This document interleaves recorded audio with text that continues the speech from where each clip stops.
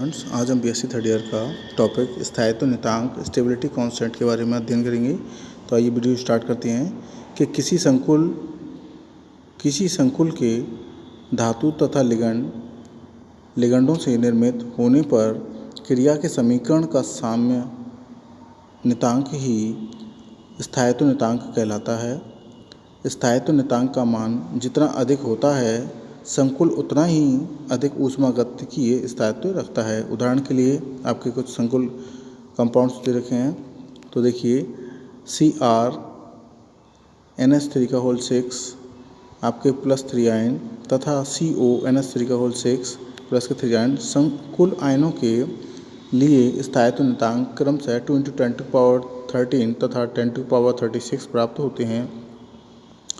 इसका अर्थ है कि क्रोमियम धातु आयन का अमोनिया लिगंड के साथ बना संकुल कोबाल्ट आयन के अमोनिया लिगंड के साथ बने संकुल की तुलना में कम स्थायी है। जैसा कि आप पढ़ चुके हैं कि संकुल निर्माण के संकुलों के लिए स्थायित्व नियतांक दो प्रकार से ज्ञात किए जाते हैं, जैसे K1 K2 एंड Kn तक, यानी कि अनंत तक।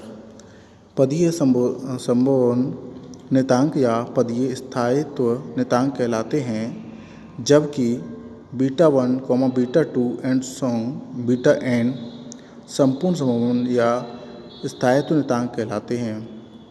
कुछ अपवादों को छोड़कर पदीय स्थायित्व नियतांकों के मान उत्तरोत्तर कम होते जाते हैं, अर्थात K1 बड़ा है K2 से, K2 बड़ा है K3 से एंड यानी कि Kn से बड़े हैं। बाकी के जो K1 K2 K3 यानी कि जो ये आपके छोटे होते चले जाते हैं। K1 से छोटा K2 है, K3 से छोटा K4 एंड Kn से दर्शाया गया है।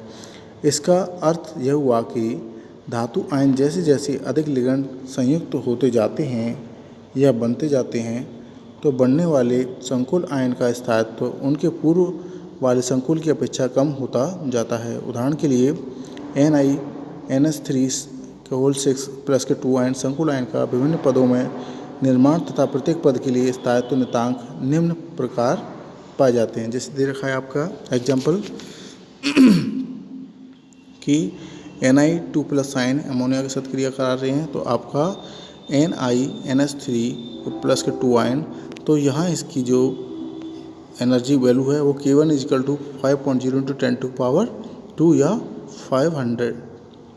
नेक्स्ट में देखिए कि NiNH3 + 2 आयन कि फिर इसके साथ अमोनिया के साथ क्रिया करा रहे हैं, तो रिवर्सिबल NiNH3 2 और +2 आयन।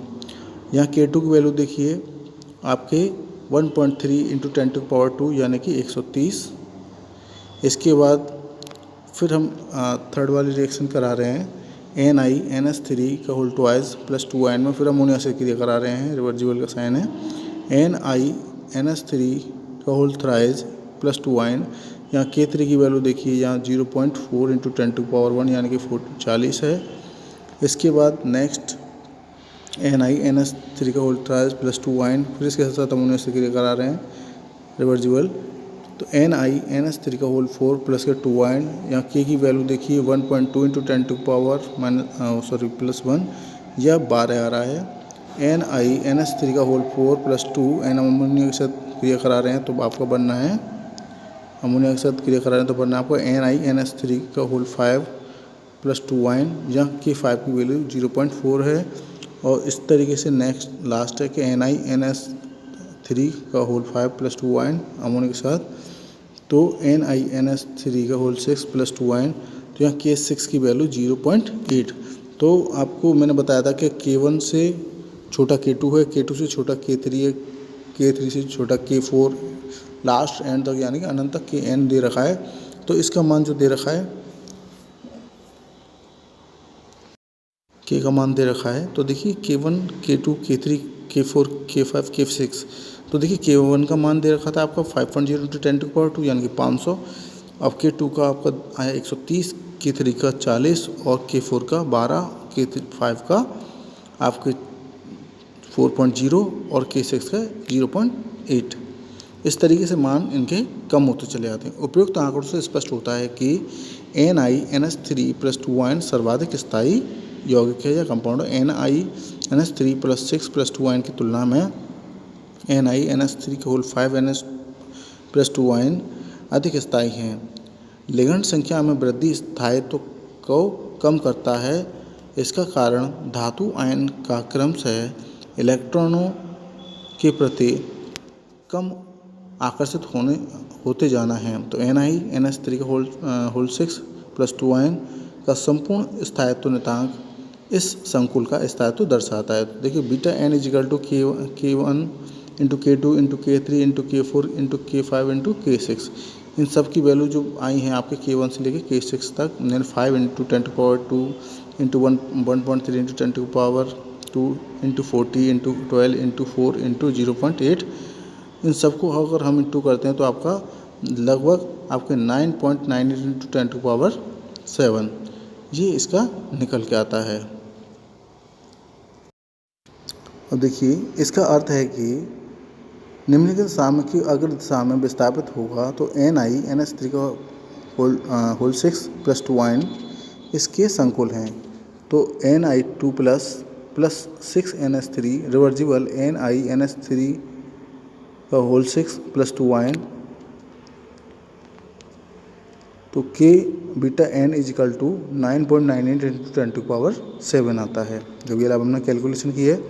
प्रत्येक साम्यावस्था जिसका साम्य नियतांक का मान 1 से अधिक होता है अगर दिशा में गतिमान होती है, K का मान जितना अधिक होगा उत्पाद उतने ही अधिक स्थायी होंगे। तो ये तो था आपका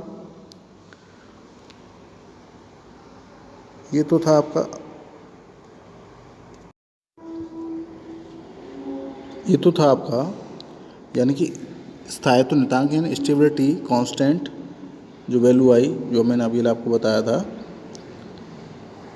कि ये है आपका स्थायित्व नियतांक यानी स्टेबिलिटी कांस्टेंट। आपको पता ही लग गया कि जैसे जैसे मान K1 से K2 K3 एंड K7 तक आता है तो उसके मान कम ही होते चले जाते हैं। K1 की वैल्यू 500 थी और K6 की वैल्यू 0.8। तो इस तरीके से मान कम होते चले जाते हैं और ये आपका स्थायित्व नियतांक कांस्टेंट वैल्यू जो टॉपिक था वो कंप्लीट होता है।